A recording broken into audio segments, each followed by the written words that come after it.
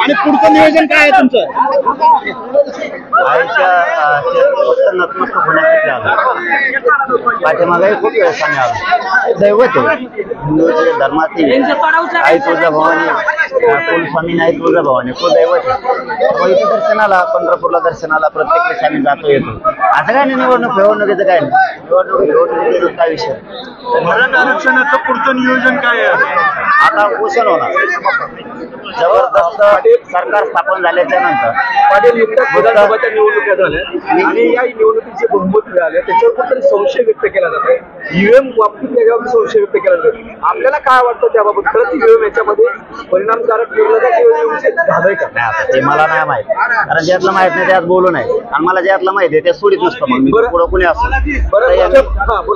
त्यांनी सांगितलं होतं की पुढचं निवेदन काय, तर पुढं आम्ही सामूहिक उपोषण करणार आहे. महाराष्ट्रातल्या घराघरातले मराठी अंतरवाली सामूहिक उपोषण, आमरण उपोषण करणार आहे. एखाद्या वेळेस बहुतेक असंही होऊ शकतं की हे उपोषण बहुतेक आणखी विचारलं नाही पण विचारणार बहुतेक मुंबईत सुद्धा होऊ शकतं. मुंबईत सुद्धा आमरण उपोषण आम्ही करू शकतो.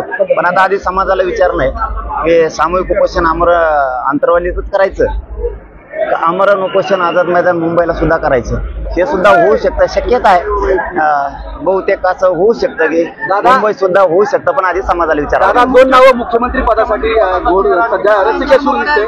भाजपकडून देवेंद्र फडणवीस आहे तर एकनाथ शिंदे यांची माणसं आहे. आपल्या नेमका मनातील मुख्यमंत्री कोणाला आपला पाठिंबा असणार आहे? नाही, शेवटी काय असतं बघा, काही केलं तरी आम्हाला संघर्ष करावा लागणार आहे, लढावं लागणार आहे. कोणी आलं तरी, म्हणजे हे जरी आले असते तरी आमच्या वाट्याला तेच होतं आणि हे आले तरी पण तेच आहे. आमच्या चळवळीवर विश्वास आहे. कोणी झालं तरी मुंडकर पाय देऊन आरक्षण घेणार. फडणवीसला शुभेच्छा देणार, देवेंद्र फडणवीस यांना शुभेच्छा देणार का?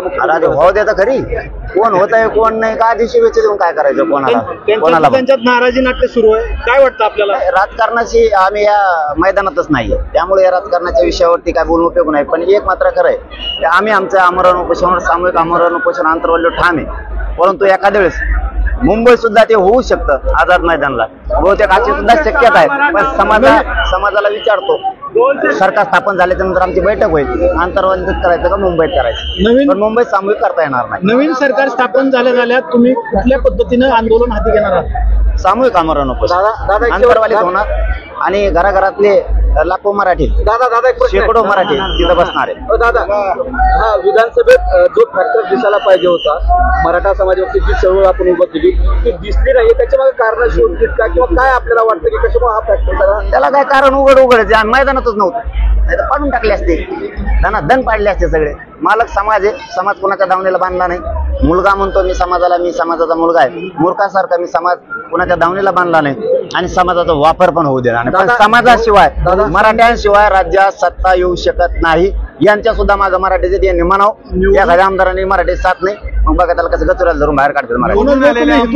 बहुसंख्य मराठा आमदार आहेत, या सांगणं मराठा आरक्षण. गोरगरिबांचे लेकरं खूप आक्रोश करताय, खूप तळतळ आहे त्यांचं, खूप काम आहेत, खूप कष्ट आहेत आई बापाचे. एकदा मराठा समाजाच्या लेकराकडे बघा आणि सगळ्या आमदारांनी तुटून पडा मराठा आरक्षणासाठी. आणि यावेळेस मराठ्यांनी मराठीत आणले, पण ओबीसी बांधव सुद्धा यावेळेस मराठ्यांनी निवडून आले. सगळ्यांनीच मराठा आरक्षणाकडे लक्ष द्यावं. आम्ही तसे खंबीरच आहेत, आम्ही लढणार. तुम्ही एक प्रयोग त्याच्यामध्ये केला होता, मुस्लिम समाजाला सोबत घ्यायचा, मराठा समाजाला. हा कुठेतरी प्रयोग जो आहे तो फॅक्टर म्हणून जो मेसेज गेला तो चुकीचा गेलाय का किंवा त्याचा परिणाम झाला असं वाटतं का? नाही, आता ते जुळलं नाही आमचं काय करू? जुळलं असतं सुपडा सापच केला असतं.